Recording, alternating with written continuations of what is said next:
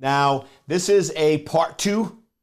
Right? So a lot of people over the years have sort of asked me about my journey to becoming a CISO, my journey into the realm of cybersecurity. And I decided, let's give it to you. So we started last week with part one, where I talked about what made me major in computer science. Welcome to Life of a CISO.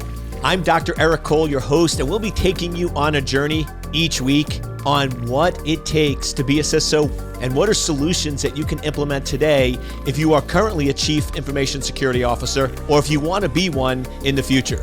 This is Life of a CISO.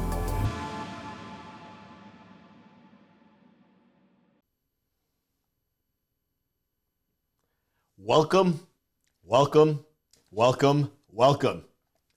You know what time it is. Woo, woo, woo. Yes, you do. It's time for Life of a CISO with yours truly, Dr. E is in the house. Now, this is a part two. Right? So a lot of people over the years have sort of asked me about my journey to becoming a CISO, my journey into the realm of cybersecurity. And I decided, let's give it to you. So we started last week with part one, where I talked about what made me major in computer science, how I ultimately got introduced to the area of cybersecurity with the CIA, and how I chose to go and work in the area of cybersecurity. So that's sort of where we ended. Recommend you go back and listen to part one, because that'll give you some background. And now we're going to start to part two of my journey, where I started working at the CIA. But before we do that, I always like to give some motivation. It's funny, I sort of originally with this podcast would always do a 5 to 10 minute little motivational component in the beginning and then do a 20-minute CISO security. And then I dropped the motivational piece. And what I noticed is a lot of people started asking about it. A lot of people started going, where is that? I like that. That really, really helps me. So here it is. To be world class, you need to keep growing. You need to keep expanding, and you need to keep going to the next level. To me, life is not about getting to a certain point and maintaining. Now, some people like that. That's how my parents, they basically lived in the same house for my entire life, made the same amount of money, drove the same types of cars, and that was fine for them. But that's not fine for me. I want to keep expanding. I want to keep growing. I want to keep transforming. So to me, I do an exercise, but it's a little backwards than what you might expect. So I go in and I basically break my life down into 5 core areas. I have my overall health, like that's exercise, eating, overall blood work, overall health across the body. I then have my mindset of who I am, my identity, my beliefs, my values. I then have recreational. I believe having fun, enjoying life, hobbies are important. Then there's relationships, family, friends, right? All those different areas. And then there's wealth and business. But I call it wealth because to me, the whole idea of a business is to generate wealth, right? So to build a reputation, to make an impact on folks. So I sort of put the business and wealth together. So those are sort of my 5 domains that I track. And then I always ask people when I do keynotes, and this is where I throw them. I'm like, spend a moment and just think about what you currently want in each of those areas and where you're currently at. So if what you currently want in that area, you're not even close, that's a 2 or 3. If you're about halfway there, it's about a 5. And if you've just about achieved it, it's a 9 or a 10. And in a lot of these types of events, a lot of people love going in and go, oh, I'm crushing it. I'm in a 9 or I'm in a 10 in each area. And I have people going, okay, if you have 9s and 10s in all 5 of those areas, you're not crushing it. You're compromising. I said, I actually feel really bad and really sorry for you. And like the whole energy sort of shifts because they're like, okay, that's weird. Nobody's ever said that before. And the reason is this. If your current life, you are exactly maxing out what you're capable of doing, then you're settling because you should have transformed into a new version of you. I always want to be in the 2 or 3s because when I get to 8 or 9, that means that I am maxing out that current version. The current version of me is only capable of accomplishing so much. So if I'm accomplishing everything that I want to accomplish, then I basically can no longer grow. That means if I continue to live that version of me, I continue to have that identity with those beliefs, thoughts, and values, I no longer grow. I don't want to stay at a 10 for 5 years. Because that means if I'm at a 10 for 5 years, that means for 5 years, my life hasn't changed. That means for 5 years, my income hasn't changed. That means for 5 years, the impact I'm having on the world has not changed. That means the houses I'm in have not changed and the cars I drive have not changed. That's not world class. I want to continue to transform and grow, which means when I get to the 9s or the 10s, I get to a very vulnerable point where I outgrew my shell. And that means I either stop growing or I need a new shell, I need a new identity. If you don't understand that analogy, let me put it in context. Lobsters. Did you ever think about how a lobster grows? Because they live in a hard shell. So how in the world does a 1-pound lobster become a 3-pound lobster, become a 5-pound lobster? Their shell doesn't grow.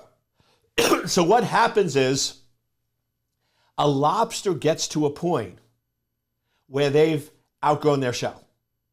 They can no longer grow in their current shell.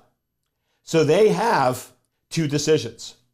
One, they stop growing, which means they'll eventually die if they can't continue growing, or they have to do something that's very risky and vulnerable, which means they have to shed their current shell. Now, when a lobster sheds its current shell, it's just the meat. It can easily be attacked, eaten, and has no protection. Its protection is gone. So what it does is, lobsters, every few years, they find a very safe spot, typically under a rock. They shed their old shell, and within a few days, they grow a new shell that's larger than where they are so they can grow into it.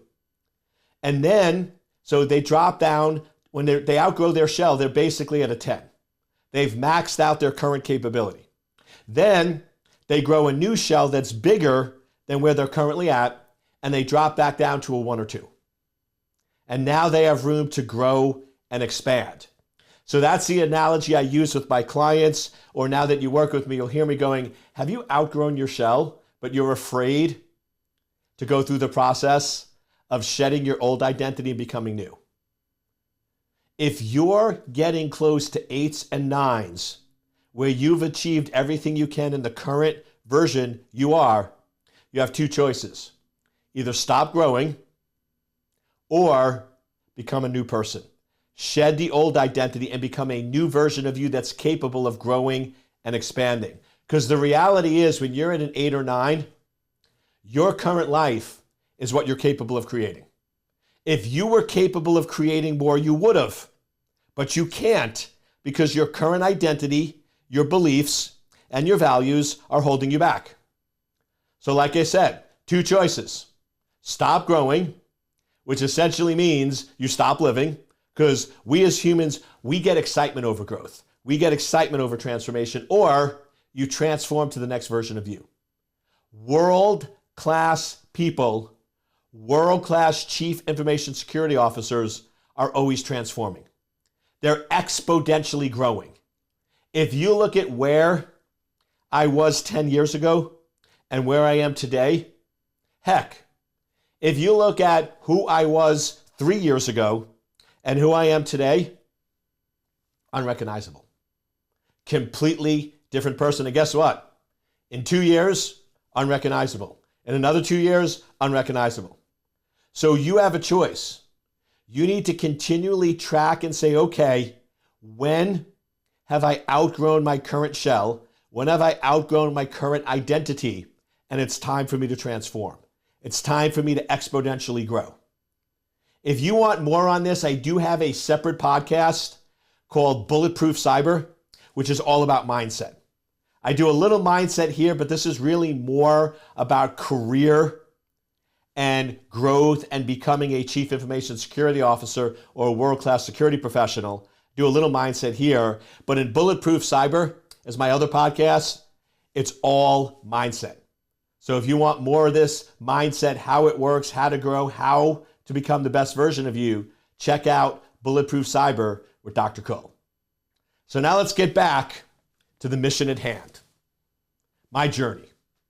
So last week we talked about getting to the CIA. So now I'm in the CIA working in the Office of Security.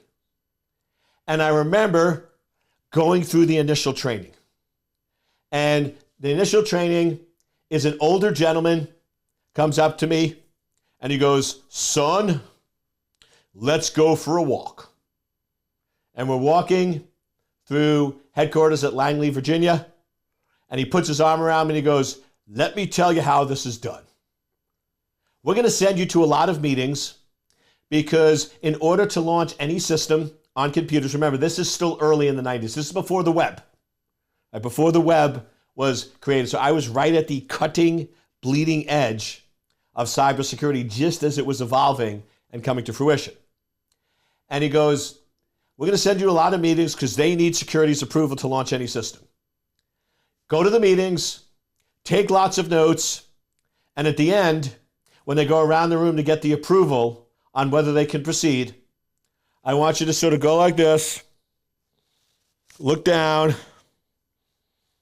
and just sort of go, no. No matter what they say, no matter what it is, say no, and most of them will go away. Then, if you get invited to a second meeting, you go, take notes, ask questions, be really engaged, really involved, and when they go around for the approval, this time flip through your notes, take a little longer, and then just sort of nod again and go, no. At that point, almost all of them will go away.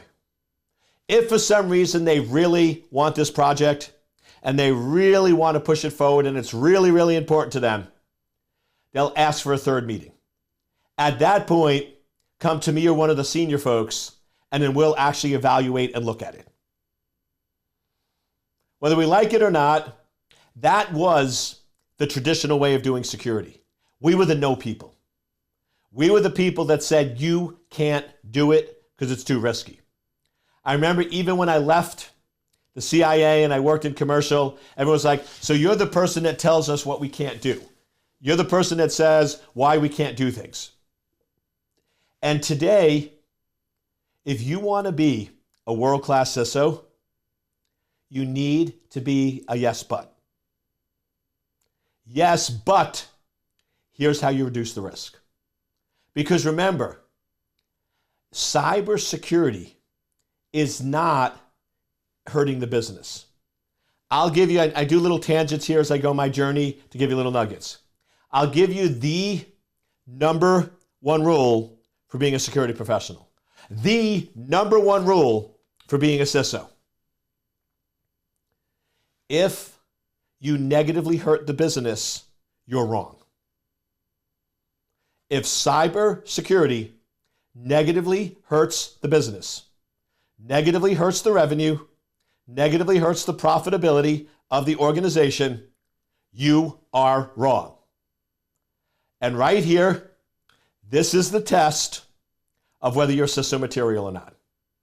There are some of you that are listening to this that, Eric, you're wrong. There are times where you have to do what's in the best interest of security and not the business. It doesn't matter if there's a negative impact to the finances. You have to do what's right for security. Congratulations. You've just passed the test that told me you're a world-class security engineer. That's how world-class security engineers think. That's how I want my world-class security engineers to think. I want my world-class security engineers to fight for security till the bitter end. I want them to be adamant about securing and protecting the organization. But this is why world-class security engineers should never be a CISO. This is why world-class security engineers make terrible CISOs, because that's not how chief officers think. That's how engineers think, and that's how technical people think.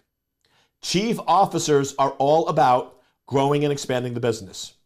Chief officers are all about revenue and profitability. Chief revenues are all about making cybersecurity a business enabler.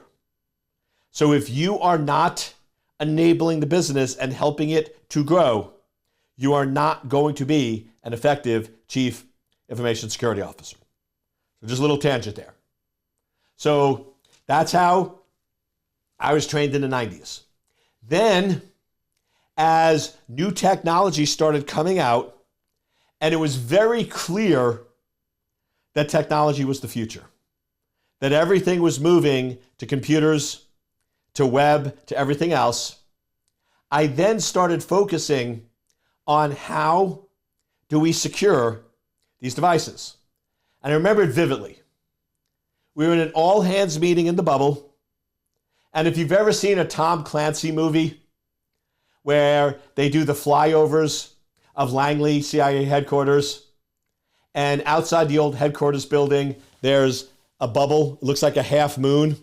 That's one of their big auditoriums where they have all-hands meetings. So we're in there, thousands of people are in that auditorium, and I remember they're talking about how the internet and the web and computers are the future, and this is where we're moving with a lot of our technology. And once again, young and naive, not always knowing what I'm doing, I raise my hand. I'm sitting in the way back and I raise my hand, and I remember my bosses look back and see my hand raised. And they start going like this. I think they're waving to me. So I'm waving back and they're like, no, put your hands down, you silly, silly boy. You don't ask questions of the director of information technology. You don't ask questions of the director of operations. You don't do that. And I didn't put my hand down. So they called on me. And I asked a simple question. How do we know these systems are secure? I thought it was a fair question. I thought it was a good question. Nobody knew the answer.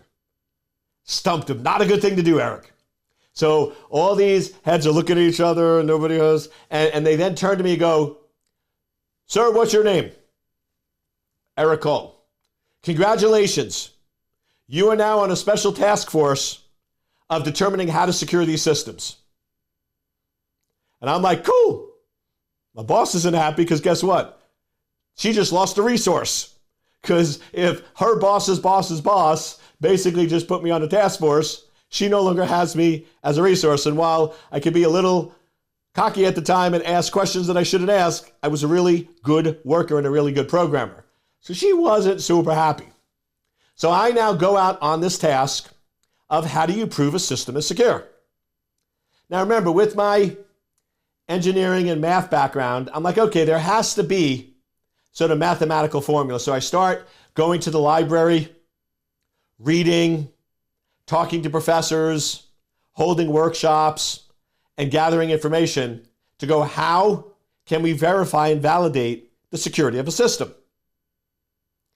And lots of research, lots of time, lots of energy, and lots of effort, I arrived at the answer.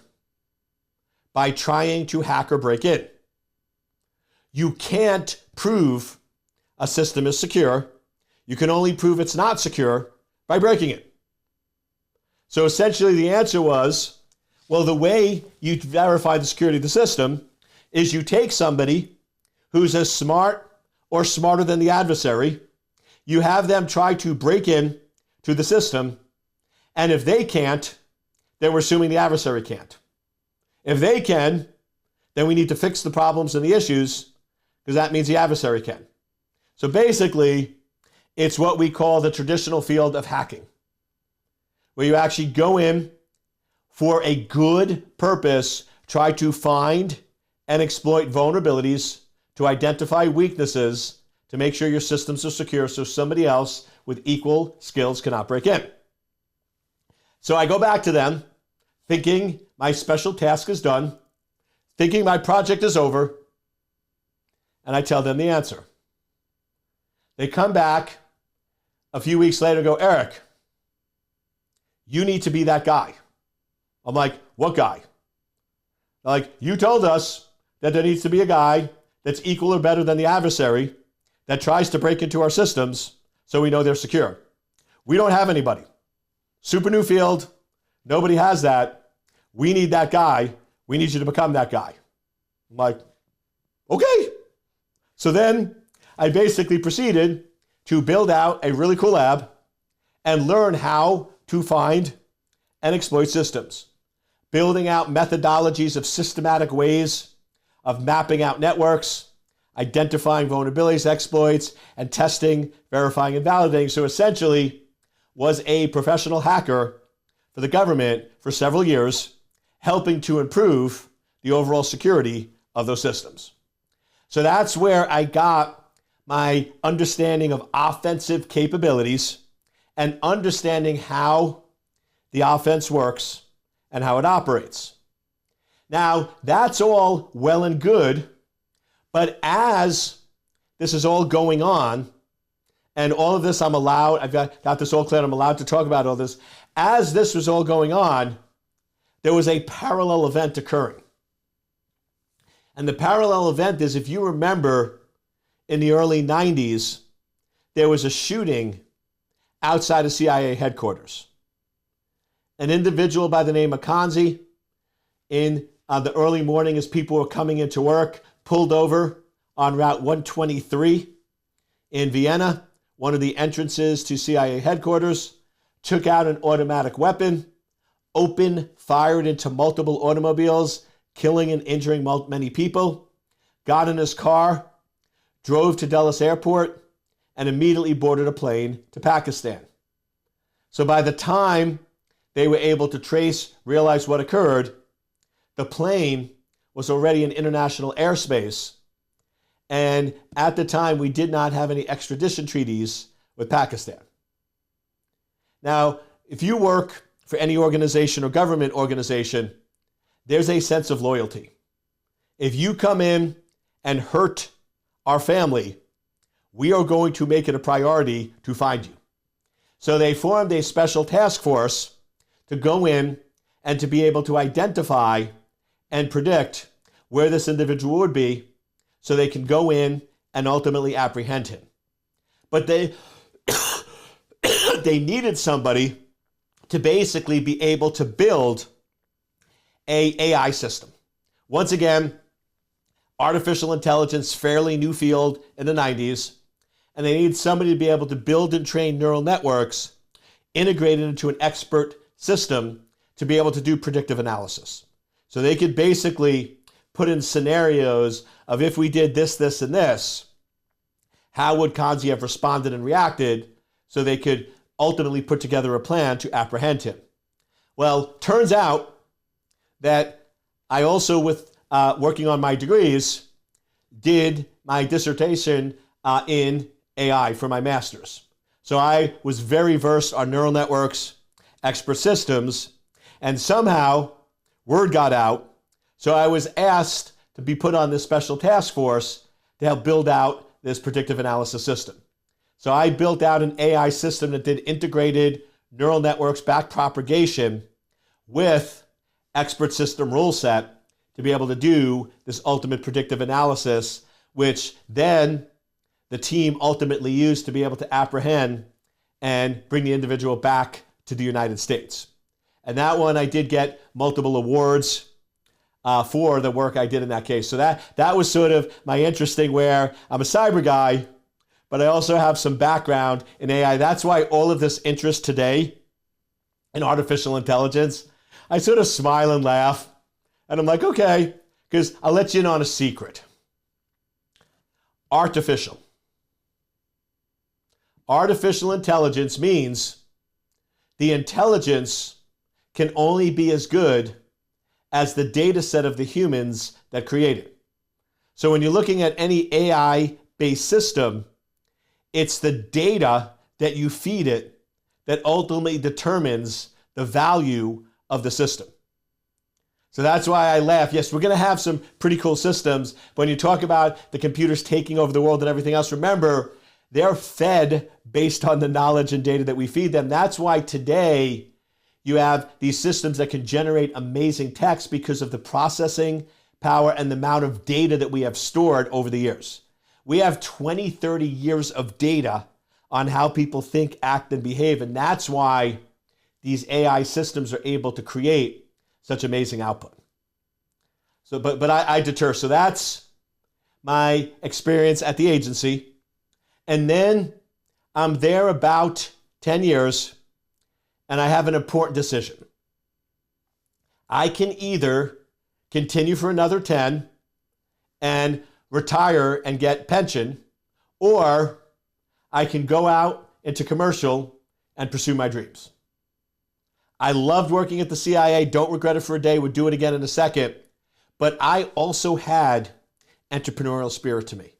I also wanted to build and expand and grow companies, and I just wasn't able to do that at the agency. So I felt like I was sort of at that good point where it's time for me to transition.